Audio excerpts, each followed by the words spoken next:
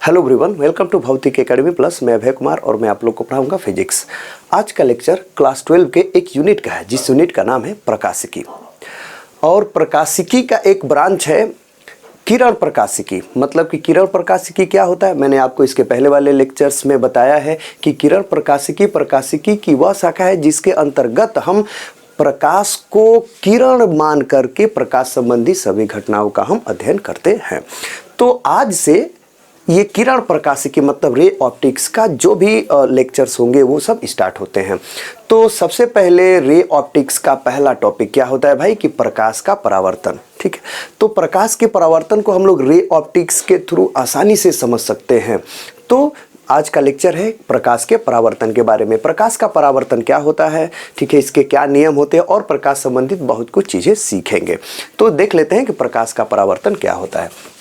प्रकाश का परावर्तन का मतलब कि रिफ्लेक्शन ऑफ लाइट।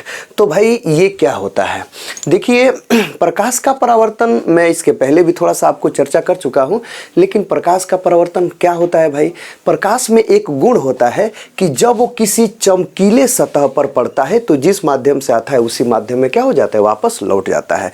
तो उसको समझाने के लिए मैंने एक सरफेस मतलब एक सतह लिया है, जैसे कि ये हमारा क्या है, सतह है। ठीक है, और ये सतह का नीचे से कलई किया गया है, पॉलिश किया गया, जैसे कि ये मिरर समझ लीजिए कि ये एक दर्पण है। ठीक है, तो उस दर्पण का ऊपरी वाला जो हिस्सा है ये चमकदार है, मतलब कि चमकीला है, पॉलिश्ड किया हुआ है नीचे से। ठीक है, तो ये चमकीला सतह है। अब इस चमकीले सतह पर मैं बता दूं कि देखिए ऊपर का अगर इसको अगर अच्छे से समझना है तो मान लीजिए कि ये ऊपर, ये जो ऊपर का कोई एक माध्यम है, जैसे ये एक क्या है भाई, ये एक माध्यम है, कोई एक माध्यम, नीचे का भी कुछ हो सकता है, नहीं भी है तो कोई दिक्कत नहीं है। तो ऊपर जो है ये एक कोई माध्यम है, जैसे मान लेता हूं कि वायु ले लेता हूं, वायु मैंने क्या कर लिया, ले लिया, यह है ऊपर, समझ लीजिए ये ऊपर एक माध्यम है। अब इस माध्यम से जो है प्रकाश की किरण, ठीक है, वैसे तो यहाँ पर अगर हम टार्च जलाएंगे, जैसे मान लीजिए कि यहाँ पर एक मैं टार्च ले लेता हूँ, जैसे मान लीजिए कि यहाँ पर एक मैं टार्च ले लेता हूँ और इस टार्च को यदि हम लोग जलाएंगे तो इसमें बहुत सारी प्रकाश की किरणें निकलेंगी। ठीक है, उन सभी में से किसी एक को मैं ले लेता हूँ, जैसे कि इस टार्च में से कोई एक प्रकाश की किरण आ रही है, किस माध्यम से, इसी ऊपर वाले माध्यम से क्या हो रहा, आ रही है। तो मान लेते हैं एक प्रकाश की किरण ऐसे आ रही है और इस चमकीले सतह पर पड़ गई, चमकीले सतह पर पड़ गई। और पड़ने के बाद प्रकाश का गुण क्या होता है कि जब चमकीले सतह पर पड़ता है तो वह जिस माध्यम से आया था उसी माध्यम में क्या हो जाता है, वापस लौट आता है। तो भाई ये वायु से ही आया था, तो इस पर चमकीले सतह पर पड़ने के बाद वो क्या हो गया, वह जिस माध्यम से आया था उसी माध्यम में वापस क्या हो गया भाई, ये लौट रहा है। देख लीजिए ये क्या हो रहा है भाई, ये लौट रहा है। बस प्रकाश के द्वारा हुई इस घटना को ही हम कहते हैं प्रकाश का परावर्तन। मतलब कि प्रकाश का परावर्तन क्या कह सकते हैं आप आसानी से इसको अगर परिभाषा के रूप में कहना चाहें तो क्या कहेंगे कि जब किसी चमकीले सतह पर कोई प्रकाश की किरण पड़ती है तो वह जिस माध्यम से आई थी उसी माध्यम में वो वापस लौट आती है। प्रकाश के द्वारा हुई इस घटना को हम प्रकाश का परावर्तन कहते हैं।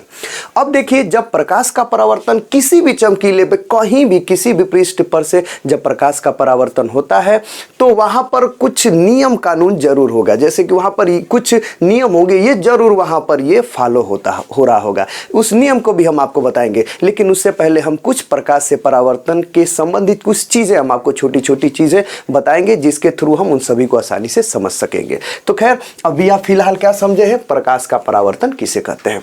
ठीक, अब देखिए, अब इधर मैं कुछ पद लिखा हूं, जैसे प्रकाश के परावर्तन से संबंधित कुछ पद।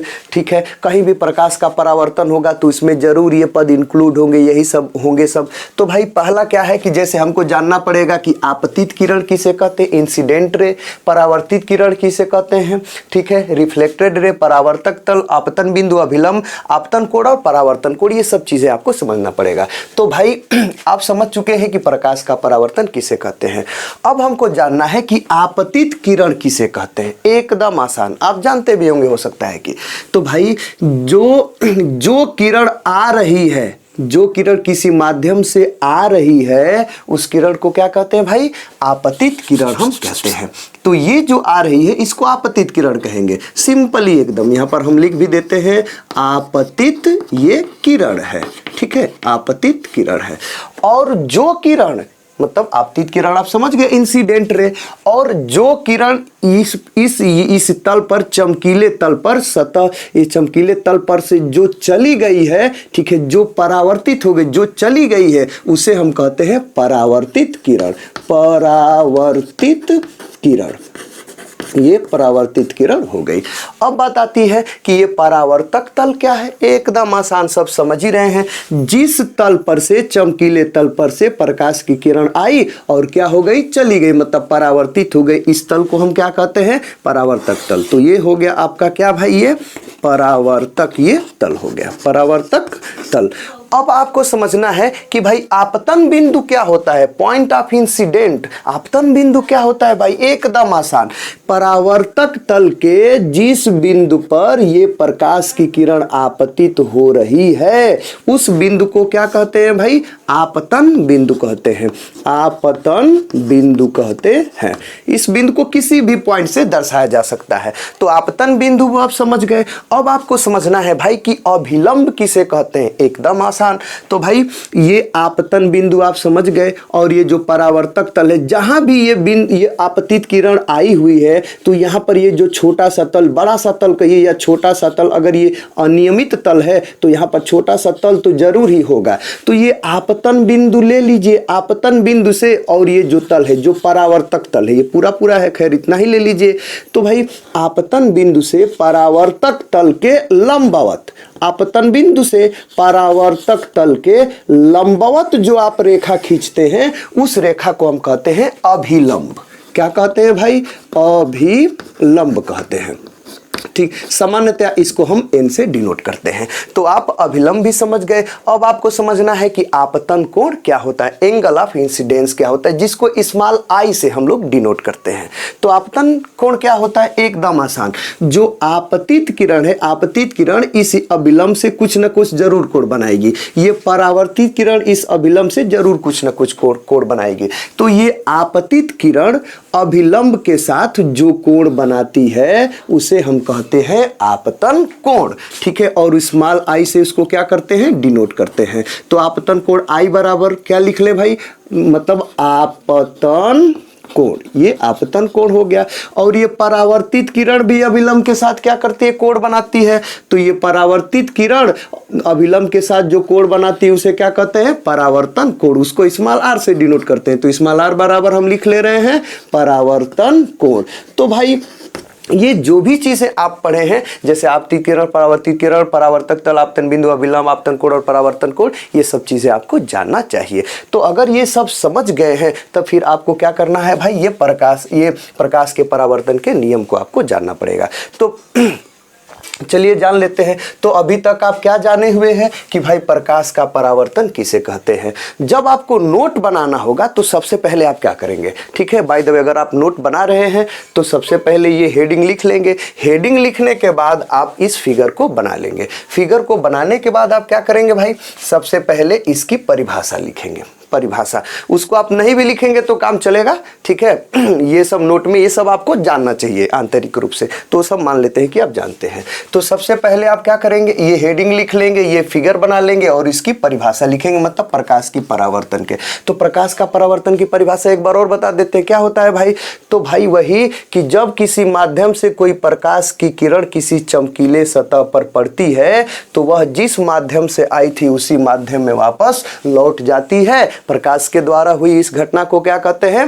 प्रकाश का परावर्तन कहते हैं। ठीक, इतना लिखने के बाद अब तुरंत आप हेडिंग लिखेंगे कि भाई प्रकाश के परावर्तन के क्या नियम होते हैं। मैं आपको बताया कि कहीं भी अगर प्रकाश का परावर्तन होगा तो वहां पर ये दो नियम जरूर होंगे, मतलब प्रकाश के परावर्तन के दो नियम होते हैं, जरूर ये सब नियम फॉलो होंगे। पहला नियम क्या होता है भाई? कहीं भी प्रकाश का परावर्तन होगा तो क्या नियम होगा? ठीक है, तो पहला नियम ये होगा कि ये जो आपतित किरण है, आपतित किरण और ये परावर्तित किरण और ये जो अभिलंब है, ये तीनों एक ही तल में होंगे। कहीं भी प्रकाश का परावर्तन होगा तो ये आपतित किरण, परावर्तित किरण और ये अभिलंब तीनों एक ही तल में होंगे। यदि हम इस पहले वाले नियम को आपको समझाना चाहें, थोड़ा डिटेल में समझाना चाहें, तो भाई क्या होता है, वो आपतित किरण, परावर्तित किरण और ये अभिलंब तीनों क्या होते हैं, एक ही तल में होते हैं। इसका मतलब क्या होता है, थोड़ा सा मैं समझाने का प्रयास कर रहा हूँ। जैसे मान लीजिए कि ये एक कोई तल है, ये एक तल है ही, ठीक है। और ये मान लीजिए ये जो हमारा ये हाथ जो आपको दिख रहा है, ठीक है, ये जो है ये क्या है, परावर्तक तल है। देखिए एक ये मैं कोई किरण ले रहा हूँ, जैसे मान लीजिए कि ये जो किरण है, तो इसको किरण में बताऊंगा। जैसे अगर देखिए तो ये उस तल में नहीं है, ये जो है उस तल में नहीं है, ये जो तल है उस तल में नहीं है, लेकिन अब उस तल में हो गई। ये जो किरण है इस तल में हो गई, इसके तल में ये हो गई, ठीक है। अब ये उस तल में नहीं है, अब ये उस तल में हो गई, जैसे ये आपतित किरण हो गई। चलिए अब मैं एक और ले लेता हूँ, ये अभिलंब ले लेता हूँ। तो देखिए अभिलंब उस तल में नहीं है, इस वाले तल में, जिस तल में ये जो आपतित किरण है जिस तल में है उस तल में ये नहीं है, ठीक है। तो जैसे देखिए, तो ये जो अभिलंब है अभी ये आपतित किरण के तल में नहीं है। अब क्या हो गया, ये हो गया, हो सकता है आपको दिख रहा होगा। अब देखिए, अब ये जो परावर्तित किरण है, देखिए उसके तल में नहीं है। ये जो है ये इन दोनों तो एक ही तल में है। ये जो दोनों हैं, आपतित किरण और ये अभिलंब, दोनों एक ही तल में है, लेकिन ये अभी कहा है कि नहीं है। लेकिन अब इसको मैं एकदम इसमें चिपका दूं तो ये है। देखिए ये तीनों क्या है, एक ही तल में एकदम है, एक ही तल में, ठीक है। अगर ये ऐसे होता तो कहते कि ये दोनों तो एक ही तल में है, लेकिन ये क्या है, ये उस तल में नहीं है, ठीक है। तो ऐसे अगर हो तो कहेंगे कि एक ही तल में है। तो भाई ये प्रकाश का, ये जो परावर्तन का ये जो पहला नियम है, यही होता है कि भाई कहीं भी प्रकाश का परावर्तन होगा, आपतित किरण, परावर्तित किरण, अभिलंब तीनों क्या होंगे, एक ही तल में होंगे। तो प्रथम नियम आप लिख सकते हैं, क्या लिख सकते हैं भाई, कि आपतित किरण, परावर्तित किरण और क्या भाई, ठीक है, अभिलंब तीनों क्या होते हैं, तीनों एक ही तल में होते हैं, एक ही तल में होते हैं। ये आप क्या कर सकते हैं, लिख सकते हैं, ठीक। अच्छा, दूसरा नियम अब आपको समझना है, कहीं भी परावर्तन होगा तो ये दूसरा नियम जरूर ही वहां पर लगेगा। तो दूसरा नियम क्या होता है, एकदम कहीं भी परावर्तन होगा तो ये जो आपतन कोण आपको दिख रहा है, आपतन कोण और ये परावर्तन कोण दोनों क्या होंगे, आपस में बराबर होंगे। मतलब प्रकाश के परावर्तन का दूसरा नियम क्या होता है भाई, आपतन कोण बराबर परावर्तन कोण। यहां पर आप लिख सकते हैं, आपतन कोण बराबर क्या लिख सकते हैं, परावर्तन कोण। आपतन कोण बराबर क्या लिख सकते हैं, परावर्तन कोण। आपतन कोण को हम स्मॉल आई से डिनोट किए हुए हैं, तो ये कोण आई बराबर क्या लिख सकते हैं, ये कोण आर। ये क्या होता है, प्रकाश के परावर्तन का द्वितीय नियम होता है। तो अभी तक आपने फिलहाल क्या जाना कि भाई प्रकाश का परावर्तन किसे कहते हैं, ठीक है। प्रकाश का परावर्तन किसी भी चमकीले पृष्ठ से या किसी भी पृष्ठ से होता है, तो वहां पर ये सब चीजें आती ही हैं, ठीक है। और प्रकाश के परावर्तन के ये जो नियम होते हैं, ये दोनों नियम क्या क्या होते हैं। तो अभी तक आपने जो भी जाना, ये प्रकाश के परावर्तन से रिलेटेड सभी चीजों को जाना। अब बात आती है कि इस प्रकाश के परावर्तन से संबंधित घटनाएं क्या है भाई। तो सबसे बड़ी घटना, सबसे एकदम हमारे लिए फायदे वाली घटना क्या होती है, दर्पण के द्वारा प्रतिबिंब का बनना। जैसे कि अगर प्रकाश का परावर्तन नहीं होता तो फिर दर्पण ऊपर से हमारा प्रतिबिंब नहीं बन पाता। हम दर्पण में अपने आप को देखते तो हम उसमें देख नहीं पाते, ठीक है। तो ये सब दर्पण के द्वारा प्रतिबिंब का बनना जो होता है, ठीक है, ये प्रकाश के परावर्तन की सबसे बड़ी घटना है। तो अब हम पढ़ेंगे इस अगले वाले लेक्चर्स में, हम आपको यही बताएंगे कि ये दर्पण क्या होता है, कितने प्रकार के होते हैं और जो दर्पण के द्वारा प्रतिबिंब कैसे बनता है, और भी बहुत कुछ छोटी छोटी सी बातें हम आपको बताएंगे। तो आई होप कि ये टॉपिक्स आज के आके आपको समझ में आए होंगे। यदि फिर भी कोई कन्फ्यूजन है तो आप अपना कन्फ्यूजन हमें कमेंट के थ्रू बता सकते हैं, हम उसको ज़रूर क्लियर करने का प्रयास करेंगे। और यदि वीडियो अच्छा लगा है तो लाइक करें, अपने दोस्तों को शेयर करें, और यदि आप हमारे चैनल पर नए हैं तो चैनल को सब्सक्राइब करें। तो मिलता है फिर किसी इसी टॉपिक के रिलेट में अगले टॉपिक के साथ, तब तक के लिए गुड बाय।